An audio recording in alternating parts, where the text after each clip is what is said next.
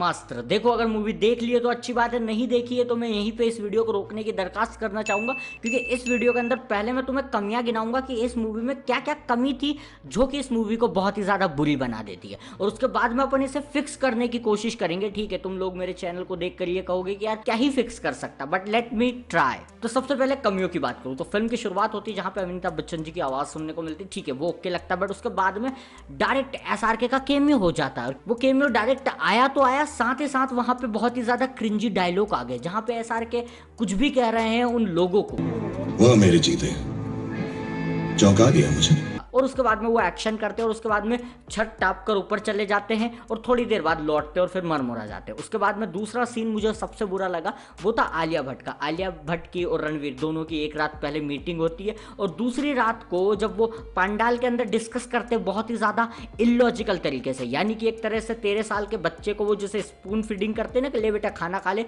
उसी तरीके से हमें वो स्टोरी लाइन को समझाने की कोशिश करें, जबकि हमने ऑलरेडी उसे समझ लिया है, बट फिर भी वो कोशिश करते हैं। और उसके बाद में आलिया भट्ट रणवीर कपूर के साथ में तैयार हो जाती है कि चलो वाराणसी चलकर नागा अर्जुन सर को बचाते। एक मिनट, तू एक रात पहले मिली है, तुझे अभी 24 घंटे भी नहीं हो उसके साथ में और तू वाराणसी जाने को तैयार हो गई है। अपनी फैमिली को कोई इस चीज का कोई सेंस नहीं बनता और ये वाराणसी चलेगा। वेट, वाराणसी जाने के बाद में नागा अर्जुन को ढूंढने की बजाय ये लोग वहां पे बैठकर गाना गा रहे, केसरिया तेरा। वहां नागा अर्जुन मर सकता है तुम्हारे गाने के चक्कर में। उसके बाद में नागा अर्जुन मिलते हैं, नागा अर्जुन को मिलने के बाद में वहां पे एक्शन वगैरह होता है रोड पे, फिर वो लंबा ट्रैक करना चालू कर देते। वहां पे नागा अर्जुन उन्हें बिना कुछ जान पहचान के तुम कौन हो क्या हो कोई अंदाजा नहीं है, और वो उन्हें उन आश्रम का लोकेशन बता देता, बोले यहाँ पे आश्रम है चलो। एक मिनट, 24 घंटे भी नहीं हुए भाई साहब तुम्हें इनसे मिले को और तुम आश्रम का पता दे रहे हो जो कि इतना कॉन्फिडेंशियल चीज है, बट वो दे देते हैं और वो लोग निकल जाते हैं। उसके बाद में नागार्जुन मरमुरा जाते हैं और उसके बाद में इंटरवल बहुत ही परफेक्ट पॉइंट पे हुआ मेरे पॉइंट ऑफ व्यू से। वो रोड का चेजिंग सीन बहुत ही शानदार लगा मुझे मूवी में। इंटरवल के बाद में फिल्म शुरू होती है और वहां से बिग बी के डायलॉग शुरू होते हैं, यानी कि एक सीरियस बंदा जो अपने आप को गुरुजी रिप्रेजेंट कर रहा है, उस बंदे के इतने क्रिंजी क्रिंजी डायलॉग तुम दे रहे हो जिसका कोई सेंस नहीं बनता। वो फिर आलिया भट्ट को वहां से भगा देता और फिर कहीं ना कहीं रणवीर कपूर को कहता है कि ठीक है मैं तुम्हें सिखाने की कोशिश करता हूँ। सिखाने के दौरान एक और गाना आ जाता है और वो मूवी बहुत ही ज्यादा लंबी खींचती चली जाती है और आलिया भट्ट वो सामान वामान लेकर आ जाते हैं और यहाँ पे जितना भी पार्ट था बहुत ही ज्यादा लंबा देखने को मिलता है। और उसके बाद में फिर फिल्म का क्लाइमैक्स शुरू हो जाता है। कैसा शुरू हो गया कोई अंदाजा नहीं है, बस उन्होंने उनकी लोकेशन ढूंढ ली और वो वहां पे पहुंच गए। अब वो जो लड़ाई थी वो इतनी ज्यादा लेंदी बना दी गई थी कि मुझे समझ ही नहीं आया कि इतनी लेंदी बनाने की तुम्हें जरूरत क्या पड़ गई। बस वो लड़ रहे हैं और मूवी का एंड हो गया जहां पे देव आजाद हो जाता है जिसका चेहरा नहीं दिखाया जाता और अपन सब थिएटर से बाहर आ जाते हैं डिसअपॉइंट होकर कि भैया पैसे डूब गए। अब मेरे विजन की बारी। तो फिल्म की शुरुआत वहीं से होती है। अमिताभ बच्चन जी का एक वॉइस ओवर देखने को मिलता है जो कि थोड़ी बहुत कहानी को नरेट कर देता। उसके बाद में हम एसआरके का केमियो नहीं रखेंगे क्योंकि मूवी की स्टार्टिंग में ही तुम इतने बड़े सुपरस्टार का केमियो दिखा दोगे। अरे ऑडियंस ठीक तरीके से थिएटर में बैठी भी नहीं है और तुम उन्हें एक सुपरस्टार का केमियो दिखा रहे हो जिसका कोई सेंस नहीं बनता उस मूवी में। उनको अपन पोज देंगे और वहां पे अपन रणवीर कपूर को दिखाएंगे। रणवीर कपूर मंदिर में जा रहा है, रावण दहन हो रहा है, वहां पे वो गाना गा रहा है जो कि सब कुछ बढ़िया लगता है। उसके बाद में वो आलिया भट्ट को अपने साथ में लेकर चला जाता, वो भी बढ़िया लगता। अब आलिया भट्ट को ले जाने के बाद में अब वो उसके घर पे चली जाती है। अब अनाथ आश्रम में वो जा रही है, बच्चों को देख रही, चिकनी चमेली पे डांस करी, वो फनी लगा। ठीक है, उसके बाद में फिर हमें देखने को मूवी में क्या मिला था कि रणवीर कपूर डर गया था और आलिया वहां से चली गई थी। बट अपन एक्चुअली में ऐसा नहीं करेंगे। पहली मीटिंग में अगर लड़की डर जाएगी तो फिर वो आगे रिलेशन कैसे चलेगा, इसीलिए अपन यहाँ पे पोस्ट देंगे और अपन चाहेंगे कि ये दोनों के दोनों साथ में पूरी की पूरी नाइट स्पेंड करें ताकि इनके बीच में केमिस्ट्री डेवलप हो जाए। और वहीं पे आलिया भट्ट और रणवीर दोनों तारों के आसमान में बैठकर अपने बारे में बताते हैं, जहां पे रणवीर कपूर कहता है कि बचपन में मैं आग से जला नहीं था और मेरे पूरा का पूरा घर जल गया था और मेरी मॉम भी जल गई थी। वो ये बात आलिया को बताता है। उसके बाद में आलिया बताती कि एक्चुअली में आलिया भट्ट फॉरेन कंट्री से इंडिया में घूमने आई है, उसके माँ बाप बाहर रहते हैं। इसमें कन्विंसिंग लगेगा कि हाँ लड़की के माँ बाप बाहर रह रहे हैं इसीलिए लड़की कुछ भी फालतू हरकत कर रही है। और आलिया ये भी बताती कि मेरे 2 दोस्त हैं उनके साथ में मैं आई हूँ और मैं इधर इधर घूमना चाहती हूँ, यानी कि इंडिया टूर करना चाहती हूँ, सारे धार्मिक प्लेस छानना चाहती हूँ। वो ये सारी बातें रात में वहां पे बैठकर कर रहे होंगे। तो यहाँ पे इनकी प्रॉपर केमिस्ट्री हो गई और दोनों ने एक रात एक शाम बहुत ही आराम से खुले आसमान के नीचे बिताई। अब दूसरे दिन फिर से रणवीर वहीं पंडाल में जाता है और आलिया को ढूंढता है। आलिया और वो दोनों का नंबर एक्सचेंज हो जाता है, तो बेसिकली वो बहुत ही आराम से मिल जाते हैं। आराम से मिलने के बाद में वो डिसाइड करते हैं कि चलो थोड़ा सा मतलब टूर कर रहे, घूम रहे इधर उधर। घूमते घूमते अचानक से रणबीर कपूर को वो विजन आएगा शाहरुख खान वाला कि उसे मार रहे हैं। वहीं पे वो घबरा के आलिया भट्ट से दूर भाग जाएगा। अब आलिया भट्ट को ये चीज़ अजीब लगेगी, आलिया भट्ट भी चली जाएगी अपने रास्ते, और रणबीर कपूर कहीं पे कोने में बैठा हुआ विजन देख रहा होगा, जहां पे वो ये देखेगा कि एसआर के टेबल के ऊपर बैठा है। नहीं, अपन यहाँ पे कोई भी क्रिंजी डायलॉग नहीं रखेंगे। एसआर के मस्त अपना टेबल पर बैठकर काम कर रहा है। इतने में हमें देखने को मिलता है कि उसके घर में किसी की आहट हुई है। वो डायरेक्ट किसी छत से कूद कर नहीं आएंगे, वो दरवाजे से आएंगे, ताकि एक रियलिस्टिक लगे कि हाँ ये लोग आए हैं दरवाजे से। वो जैसे ही दरवाजे से आएंगे, एसआर के अपने आप का वो जो अस्त्र रहता है उसे छुपा देता, बाइनोकुलर्स पर कन्वर्ट कर देता है, और फिर उनसे लड़ने के लिए तैयार हो जाता बिना किसी वाहियात डायलॉग के।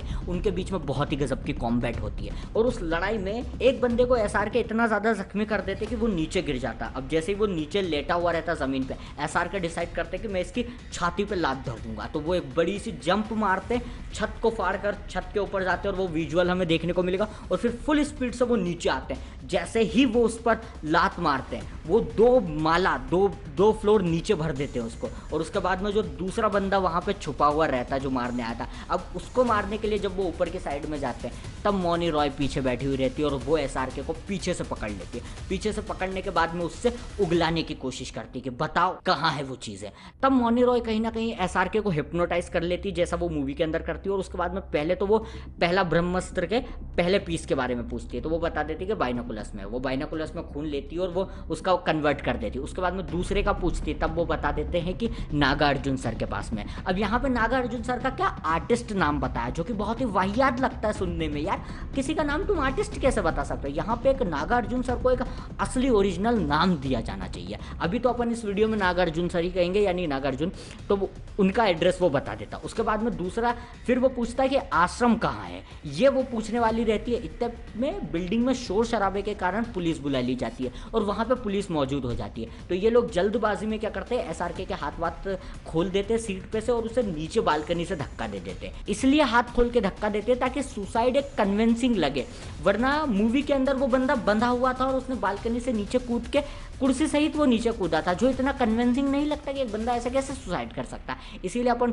मौनी उसका हाथ खोल के उसको धक्का दे देती, क्योंकि उसे पहला पीस मिल चुका है और दूसरे के बारे में पता चल चुका है। तो वो डिसाइड करते कि चलो वाराणसी चलते हैं। अब यहाँ पे मेरा ये मानना है कि देखो क्या है कि मौनी रॉय का जो कैरेक्टर है उसे अपनी नजर में चेंज कर देना चाहिए, क्योंकि इतना डरावना ये विलन लगता नहीं है। इसकी जगह कोई ऐसा डेंजरस विलन होता ना जिसे देखकर तुम्हें डर लगे, उस टाइप में होना चाहिए था। और मौनी रॉय का ऐसा लगता है कि यार अभी अभी तो ये नागिन बनकर हमारे सामने आई है, इससे क्या ही डर, इस टाइप का। तो कोई और होता तो बेटर होता, बट अभी अपन इस वीडियो में मौनी रॉय ही रखने वाले हैं। रणबीर कपूर था, उसे वो विजन आ चुका था और वो डर चुका था कि वाराणसी में दूसरा मर्डर होने वाला है। उसके बाद में वो डिसाइड करता है कि मैं खुद भी वाराणसी जाऊंगा। अब वो वाराणसी क्यों जाना चाहता है उसको कोई अंदाजा नहीं है। वो इसलिए जाना चाहता है क्योंकि उसे कहीं ना कहीं ऐसा लगता है कि उसके माँ बाप के सवालों के जवाब भी उसे वहां पे मिल जाएंगे, और साथ ही साथ वो इन चीजों में इंटरेस्टेड बहुत होता है। हाँ, एक इंटरेस्ट, वो जो आलिया भट्ट से छत के ऊपर बात करता है ना, तब वो अपने इंटरेस्ट को बता देता है। उसमें वो बता देता है कि मुझे एंशिएंट के बारे में, हिस्ट्री वगैरह में बहुत सारी दिलचस्पी है,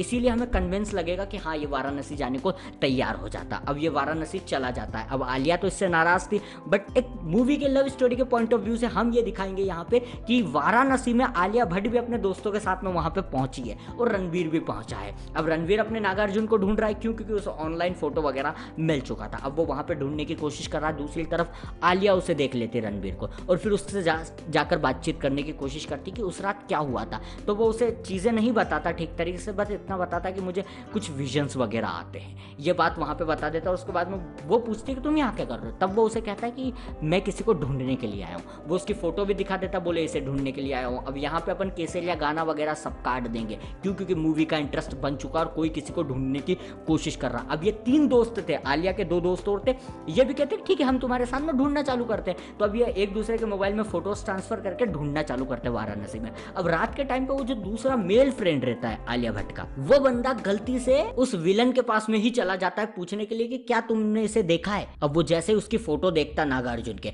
वो समझ जाता कि ये इसको क्यों ढूंढ रहा है, और उसके बाद में वो हम यहाँ पे दिखाएंगे कि विलन के पास में ऐसी पावर है कि वो अगर किसी को पकड़े तो जल के भस्म कर दे और उनकी राख नीचे गिर जाए। वही चीज़ कहीं ना कहीं वो उसके आलिया के मेल बेस्ट फ्रेंड के साथ में करेगा कि ये ले, उसे पकड़ता है और उसको जला डालता है। ये कौन देख लेती है? आलिया देख लेते हैं, रणबीर देख लेती है और उसके साथ में वो जो एक और लड़की थी वो तीनों देख लेते और वो तीनों भागना चालू कर देते हैं। अब इनके पीछे ये लोग भागना चालू कर देते हैं तीनों के तीनों।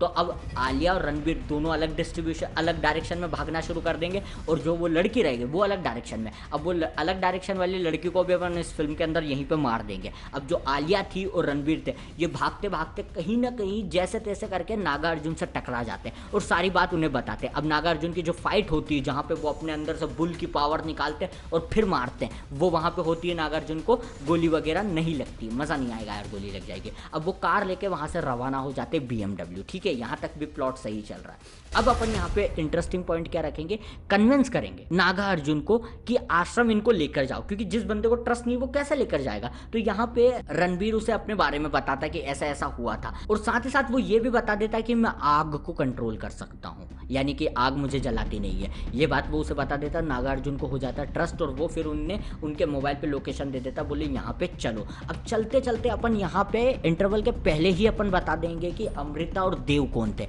अब यहाँ पे नागार्जुन शुरू करते हैं भाई साहब उनको बताना कि देखो ये जो ब्रह्मास्त्र थे इनके 3 टुकड़े इसलिए हुए थे क्योंकि देव ने ब्रह्मास्त्र की ताकत पाने की कोशिश की। अब देव ने ब्रह्मास्त्र की ताकत पाने की क्यों कोशिश करी ये मूवी में क्लियर नहीं करा, बट अपन क्लियर करते हैं कि देखो क्या था, देव के पास में सारी पावर आ गई थी, यानी कि ऑलमोस्ट वो पवन की पावर भी ले चुका था और कहीं ना कहीं अग्नि की पावर भी ले चुका था, बट उसे और पावरफुल बनना था और उस पावर के लिए वो ब्रह्मास्त्र के पास में जाता और वो ब्रह्मास्त्र को अपने आप में समाना चाहता ताकि वो जिसे चाहे जहां चाहे भस्म कर सके। इतनी ज्यादा ताकत उसके पास में आ जाती और इसी पावर के लिए वो ब्रह्मास्त्र चाहता था। ये कन्विंसिंग हो जाती, बट अमृता वहां पे पहुंचती है और ब्रह्मास्त्र के 3 टुकड़े कर देती है। यहां तक की कहानी कौन बताएगा, नागार्जुन रणवीर को बता देंगे, ताकि एक कैरेक्टर अगर मूवी के अंदर आया है तो उसका कुछ तो इंपॉर्टेंस रखो ना। तो वो ये बात उनको बता देता है। यहाँ पे अपने भी देव और अमृता को लेकर एक एक्साइटमेंट बन जाएगी और उसके बाद में फिर ये कहानी बताते बताते पीछे से मौनी रॉय और उसके वो 2 भाई लोग वो आ जाते हैं और वो ट्रक से उन पे हमला करना शुरू कर देते हैं। तब नागार्जुन कहता है कि एक काम करो, तुम कार लेके यहाँ से पहुंचो,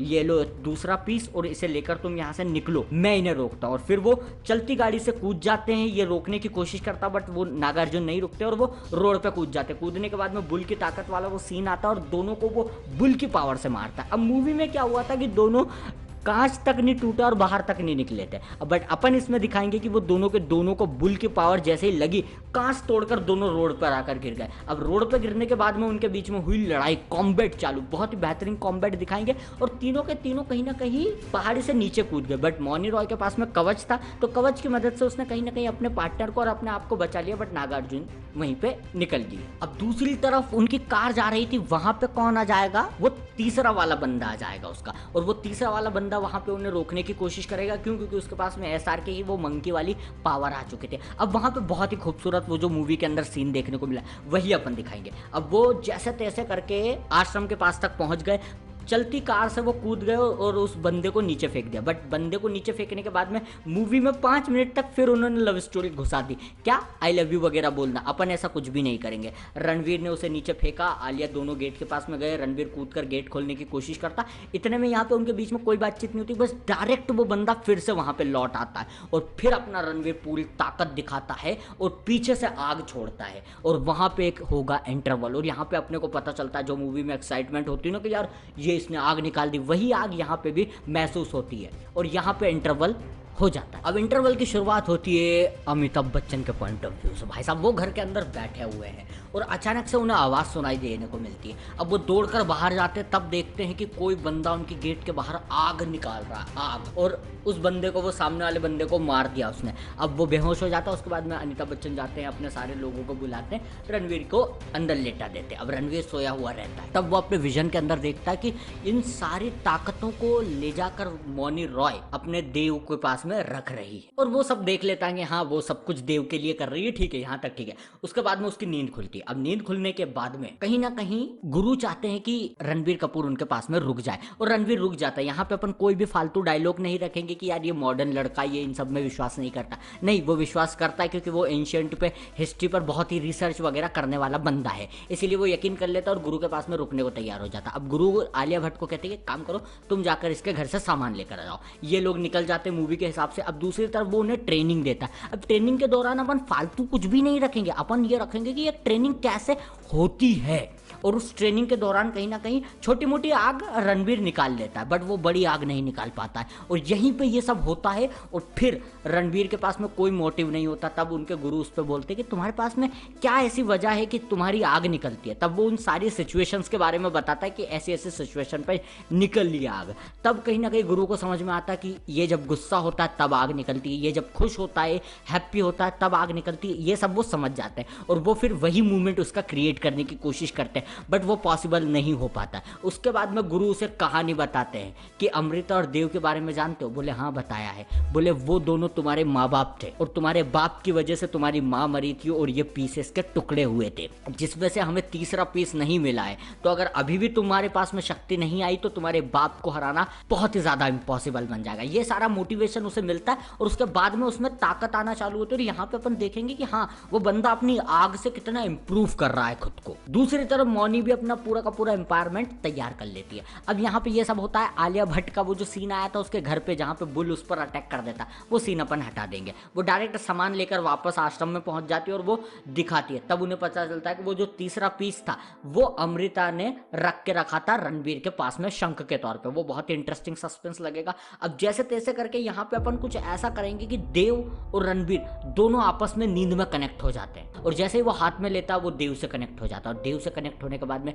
देव को पता चल जाता है कि रणबीर की लोकेशन क्या है, और उस लोकेशन पे मौनी रॉय को देव भेज देता है अपनी पूरी आर्मी लेकर। अब यहाँ पे एक्शन को देखो, मुंह से बताने का तो कोई सेंस बनता नहीं है, बट फिर भी मैं तुम्हें एक वो बता देता हूँ कि देखो एक तरफ खड़ी रहेगी मौनी रॉय की पूरी आर्मी, और दूसरी तरफ जो हमारे गुरु रहेंगे उसकी थोड़ी सी आर्मी खड़ी हुई रहेगी। और यहाँ पे अपन ना एक्शन को ऐसे दिखाएंगे कि एक एक करके पावर रिवील करेंगे। ऐसा नहीं है कि एक साथ सबकी पावर रिवील करेंगे, एक एक करके वो लड़ना शुरू करेंगे। लड़ाई के दौरान कहीं ना कहीं गुरु की जो ताकत रहेगी वो हारने वाली रहेगी। इतने में फिर पीछे से रणवीर, फिर वो उनकी जो बंदूकें गोलियां रहेगी उन्हें आग के जरिए ही तबाह कर देगा, जैसा वो मूवी के अंदर करता है। ऐसी अलग अलग पावर्स को अपन निकालेंगे, और यहाँ पे लड़ाई काफी अच्छी दिखाने की कोशिश करेंगे। और उसके बाद में कहीं ना कहीं ऐसा लगने लगेगा कि मौनी जीत रही है, और मौनी उन तीनों पीस को जोड़ लेती है, और जोड़ने के बाद में अपनी छाती से कनेक्ट करती है। जैसे ही छाती से कनेक्ट होती है उसके बाद में रणवीर दौड़ता है, वो उससे छीन लेता है, और यहाँ पे लड़ाई एंड हो जाती है। हाँ यहाँ पे इतने ही खत्म हो जाती है मूवी की, ठीक है ये लोग जीत गए हैं, अच्छा एंड था, मजा आया। और कुछ अच्छी तरीके से लिखना चाहे तो लिख सकते हैं डायरेक्टर, एक्शन राइटर। बट फिर दूसरी तरफ हमें देखने को मिलता है मूवी का पोस्ट क्रेडिट सीन, जहाँ पे जैसे ही मौनी रॉय ने छाती से कनेक्ट किया था, देव की जो मूर्ति थी वो टूट चुकी थी, और देव उसके अंदर से आज़ाद हो चुका था। आज़ाद होने के बाद में देव की कोई शक्ल नहीं दिखाई थी मूवी में, बट अपन दिखाएंगे शक्ल। और यहाँ पे शक्ल का इतना ज़्यादा इंपॉर्टेंस पड़ेगा कि सपोज करो सामने देव की बॉडी में से निकला कौन? अजय देवगन। लोग शॉक में चले जाएंगे। अजय देवगन ना सही, रणवीर सिंह निकला। ऐसे लोग उसके अंदर से निकले, मतलब देव की कैरेक्टर को या तो रणवीर सिंह को प्ले करना चाहिए, अजय देवगन को करना चाहिए, कोई और भी करना चाहे ना फेमस एक्टर, उसको अपन दिखाएंगे। जब वो सामने स्क्रीन पर दिखेगा ना तो अब लोग चिल्लाएंगे कि हाँ ये था कुछ केमियो जो तुमने सरप्राइजिंग लगा। और लोग जब थिएटर से बाहर निकलेंगे तो पार्ट 2 के लिए बहुत एक्साइटेड रहेंगे। और मूवी में अगर कुछ लूप होल्स भी बच गए होते तो वो जो केमियो होगा ना एंड में, जो लोगों को सरप्राइज में डाल देगा अजय देवगन या रणवीर सिंह को देखकर, उस केमियो की वजह से लोग पूरी के पूरी बुरी चीज़ों को भूल जाएंगे फिल्म के। और ये था मेरा विजन भाई साहब। अगर तुम्हें पसंद आया हो मूवी का फिक्स्ड करना, यानी कि मूवी को सुधारना, तो मुझे कमेंट बॉक्स में बताओ, क्योंकि बहुत ही ज़्यादा लंबी और बहुत ही ज़्यादा मेहनती वीडियो थी। और तुम्हारा क्या पॉइंट ऑफ व्यू बिल्कुल बताना यार, क्योंकि दिल से बनाई है और ऐसा कॉन्सेप्ट पर ट्राई करने की कोशिश करिए। तो पसंद आए तो लाइक ज़रूर करना, चैनल पर नहीं हो तो सब्सक्राइब करना।